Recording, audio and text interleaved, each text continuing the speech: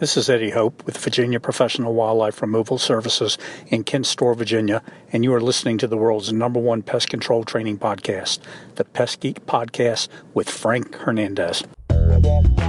Pull out your hose and grab your can. We're about to integrate another Pest Geek podcast. Hi, everybody. Frank Hernandez here, and welcome to the Pest Geek podcast, bringing you the latest information on pests, products, and politics from today's leading industry sources to help you start, manage, and grow your pest control business.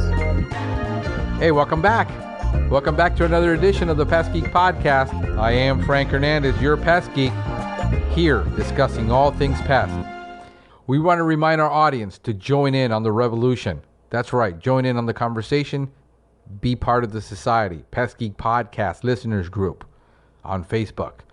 And we're on YouTube. We're on the web, pestgeekpodcast.com. Check out there the notes, everything that we put into the podcast. They're all on there. And here is Stephen Van Tassel with today's topic. Thanks, Frank. Hi, Pest Geek fans. This is Stephen Van Tassel here, Wildlife Control Consultant, and I wanted to talk today about photographs and learning how to take them properly so that you have good quality photographs to record your activities and market your business. One of my pet peeves in the industry, particularly the wildlife control industry, which is, of course, my specialty, is how bad many people take photos. And it just completely shocks me at how often people are not able to take quality photographs, particularly when with the rise of digital photography, you can take multiple shots to get the right shot. Unfortunately, if you know, as they say in computers, garbage in, garbage out, if you're not following the proper protocols for taking quality photos, you're going to get garbage no matter how good your phone or camera is. So let's talk about some of the benefits of photographs for your business. First, marketing. I've seen people, steal stuff off the website, put it on their off the web, put it on their website without getting proper credit. I've had photos of my own taken and used by a company. Thankfully, that company acknowledged that they did it, and we made some arrangements. People think just because photographs are quote-unquote all over the web that therefore they can just sort of steal them for their own. That's not true. Copyright matters, and this is one of the reasons why I'm a little careful about the types of photographs I put up online, because I'm tired of my stuff getting stolen. And I put some serious time into taking my photographs. No, I'm not looking for $10,000 for an image or something. But when you're making the kind of money that I'm not making, I regret many ways getting into wildlife control, but it is what it is. There are some people who are making great money. But in terms of what I do, I'm an educator, so photographs are very important to me. And so when I take the time to take quality photographs and then someone says, well, I'm just going to steal this, I'm like, well, why was your time valuable when you're removing that squirrel and you're charging $75 an hour, but you're not willing to pay me $10 to use this photo? There's sort of a little bit of a disconnect there. But I digress. I'm just saying, on a personal level, I know what it takes to do good photography, and people that take good photos need to be compensated. It doesn't have to be $5 million or $100 and a lot of these things. I understand some of those prices certainly seem outrageous, but when you start trying to take your own photographs, then you begin to realize that, well, yeah, maybe it isn't quote unquote free. So for marketing, this is important. You want to be able to use photos that you own, that you control, or that you have the rights to use. And we can talk about how to obtain royalty-free and copyright-free photos at another podcast. But we want to today just sort of mention the issue about you want to get photos that you've taken for your business, that you control, that you own, and how to take them with quality so you're not ashamed to put them on your website. Second, you want to be thinking about liability, and that is, it's a good practice when you're getting into some wildlife control issues, and I would suspect in certain ways when you're doing some pest control activities that it's probably a good idea to take before and after pictures. Some of those pesticides leave residuals or maybe not. Maybe your client just says it left a residual and stained something. If you have doubts, it really helps taking photographs before and after to show that, hey, there really wasn't a stain, or maybe that stain was there prior to your application of the pesticide. With wildlife control, with guys doing cleanouts and making repairs to buildings, and they're claiming that, the leak, you walked on their roof and that caused a leak and this, that, and the other thing. People are many times, unfortunately, we live in a society where everyone's trying to find an angle and trying to find an easy way to cost shift what they should be paying for. So you need to protect yourself in terms of your liability, in terms of taking pictures before and after you do your work. I've talked with an insurance agent who works with the National Wildlife Control Operators Association to run their insurance program, and he says that he's had situations where a wildlife control operator took photographs before they began working, and lo and behold, it was able to save that wildlife control operator from being blamed about a flooding incident that occurred on a roof. It turned out that the things were clogged prior to that person doing the work, and that wasn't part of their job to be handling that, and so it was someone else's liability, and the insurance company was able to back up that wildlife control operator, and the insurance company didn't have to pay out anything. And so they said, no, we're not paying a dime on this, and this person and the wildlife control operator was protected. Why was that the case? Because the wildlife control operator took those few extra minutes to take some quality photographs of the area that he was going to be working in, and was able to store those photographs in a way that he could then find them later if something went wrong. And then he was able to pull those photographs out, send them to his insurance agent. Lo and behold, he was not going to be liable for the damages that client. Saved this person a ton of time and heartache and anguish and that whole 9 yards, and probably getting rates raised on other wildlife control operators, because insurance is basically shared risk. I mean, let's be honest. So when one person's able to defend himself from a lawsuit and that insurance company doesn't have to pay out, that means the insurance company doesn't have to keep raising its rates to handle all of the claims, So a lot of times with insurance companies, people like to yell at them and blame at them for various things, but economics is economics. It's not, people think it's just about greed. Yeah, sometimes it's because of the fraud that occurs in it. But again, I digress. So the first two things, one, marketing, secondly, liability. What's the third one? Consultation. The fact is, there's going to be situations that you encounter and you're like, I don't know what this is. What am I looking at? Whether it be a track, whether it be a scat, whether it be damage. But the fact is, when people send me photos to try to identify things, it's incredible how poor the photos are. They expect me to have provide expert advice, and they send me a photograph that's 24 pixels by 24 pixels. I mean, it's like a postage stamp, and I can't blow it up. If I blow it up, it just gets pixelated. I can't see it on the screen. Let's talk about how you're going to take quality photos in whatever situation you need to do. So step number one, obtain quality equipment. And that would be whether you're using a standalone camera or whether you're using your cell phone. I suspect most people in the industry are going to start using their cell phone because, hey, you got enough stuff to carry around. But I don't want to diss standalone cameras. There's a good place for those, and there are going to be situations, particularly when you were dealing with low light situations or distance things, and probably over 50, 60 feet away, especially if you need fine tuning, then you'd probably want to go with a standalone camera. Because the cell phones have come a long way, but there's nothing like having a standalone camera, particularly when it comes to low light situations. You probably want to go the standalone. However, there are techniques to use your cell phone camera to go into low light situations, but nowhere near the low light ability of your standalone camera. So let's talk about cell phones, since that's what most people are going to be using. Rule number one, learn the features of your camera. You're watching TV, you're doing maybe you're watching the football game or whatever the case may be. Pull out your cell phone, play with it while you're watching the game. saying, well, you don't want to miss anything. All right, well, then do it during the commercials.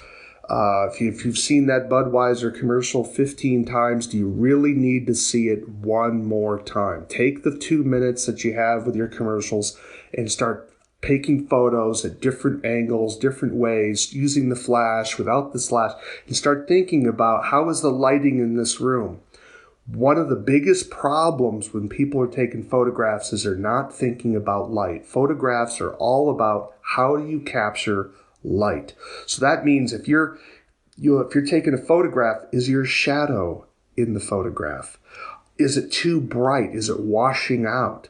Are you able to focus properly? Are you able to center your camera on that particular item? So, rule number 1, learn the features of your camera. There are plenty of trainings online where you can go on YouTube, and they'll talk about some basic tips about using your camera to take 4 or 5 minutes of your life, and it will dramatically improve the quality of your photos. Rule number 2, hold your camera still. I can't emphasize that enough. People send me photos and they're blurry. Why did they send it? Because they're being rude? No, it's not because they're being rude. It's because everything looks clean and fine in the viewfinder of your camera or when you're opening it up on your cell phone. Everything looks crisp. But if you do a little bit of magnification on that, all of a sudden the blurs become more apparent. So everything looks awesome and crisp and clean in your cell phone. When you send it to someone and they raise it up onto their computer screen, voila. It's find out how blurry it was. Why? Because they were probably just walking along and they were taking quick photos and they didn't have their hand completely still through the shot. So what are some ways to do that to keep it still? Learn to cradle your phone in your hand and be purposeful about your taking the picture. Sometimes the mere tapping of your phone to take the picture is enough to jar it to prevent it from being crisp. The lower the light you have, the more imperative it is that you hold the camera completely still. Now, if someone like me, I don't have fine motor skills, there are devices in the market that will actually hold the phone for you. These are phone stabilizers. Definitely helpful. Now, if you have tons of light, chances are your phone is going to take the shutter speed. It's going to be fast enough so it'll eliminate blur. But you still want to be really cautious. Lean against your truck, lean against a tree, lean against a post, anything to keep that phone from vibrating when you're taking the shot. There are some phones, that will allow you to take the picture with earbuds. So you just simply click it there. There's even less motion. Why? Because the shutter is clicking electronically. Next, make sure you focus the camera, your phone, onto the shot that you want. What's the subject of your photograph? I use an iPhone 6S. I'm hoping to upgrade pretty soon here, but the iPhone 6S is still a remarkable camera, even though it's over 2 years old, I believe now. You can tap the screen to focus the camera, focus the cell phone on a particular spot. That's going to be important because I take a lot of close-up photography. Nothing like you insect guys. That's going to be a different challenge. But when I'm taking pictures of scat, or if I'm taking pictures of damage, and I'm taking pictures perhaps of tracks that may be on the ground, I get close and I want to be sure the camera's completely focused on that subject that I'm wanting. I want a crisp shot so that way when I blow that up, everything stays crisp and I'm not seeing blurry lines because I was shaking too much. So I'm focused. Now there's going to be ways that I can actually force this to focus on a particular spot, even if I move the camera to a different location. If I want to focus on a person but still have a broader shot, I can actually focus on this person, and that way the distance is blurred out. There's a lot of creative things that you can do if you're willing to take the time and play with your camera and working that out. Number 3, watch the shadows. This is very important. Sometimes we're taking pictures and the sun's behind us and we take the shot, but we're not paying attention to the full frame of what's being viewed. And lo and behold, we have a good picture, but we have to crop everything out because our because our shadow is inside of it. We want to avoid that at all costs. It just becomes very distracting. Sometimes, even if you're not in the shadow, the sunlight is so harsh or the lighting is so harsh, you're seeing shadows that are distracting in the image. So the image may be in perfect focus, but you have all of these shadows because you have multiple light sources or one light source that's too strong and it's giving you a shadow that's distracting from the sight. This is where you want to learn how to use your flash. Cell phone camera flashes are not that helpful in many situations. However, if you're able to have a shot within less than 6 feet, per se, sometimes even less, sometimes you can use a flash. You say, well, why am I using a flash if there's plenty of light? Because it's a fill flash. It actually will soften some of those harsh shadows, giving you a better picture so that people aren't distracted by these harsh shadows. And so this is where the practice time, remember I said while you're watching the football game and the commercial comes on, you want to maybe put an apple on a table or your beer on the table and take pictures of it at different angles, with a flash, without a flash, at different distances, and ask yourself, how is this coming out, and looking at it.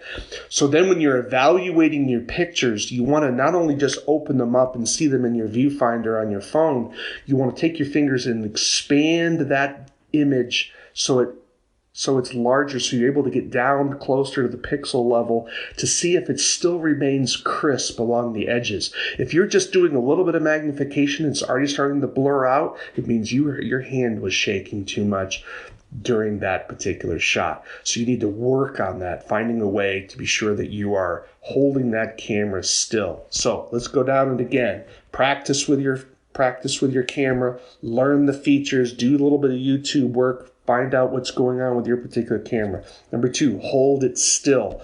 Watch how you're holding it. Are you moving too much? Look for shadows. Look for the lighting. Is it in focus? Did you learn how to make sure that you've gotten that shot the way it should be? Take multiple shots. Take them at different angles, with flash, without flash.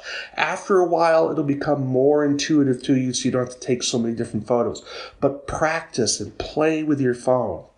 Now, the last thing we want to talk about before I let you go, and that is how to store your photos. I can't emphasize this enough. Everyone thinks their computer's going to last forever until it breaks. When it breaks and you have a hard drive crash and you weren't backing up your material, shame on you. This is something you have. I have over 300 gigabytes of images. I can tell you, I have my photos backed up on 4 different hard drives, which are located in different locations.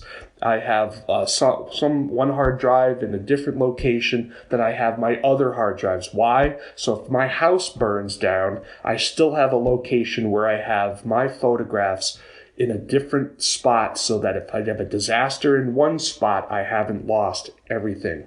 Nowadays, if you don't want to be having that level of work, you can use something called Flickr. It's Flicr. Where you can actually upload your photos. You can keep them private, you can keep them semi-private, you can keep them public if you wish. And that's a way of online storage of your material so you don't lose it.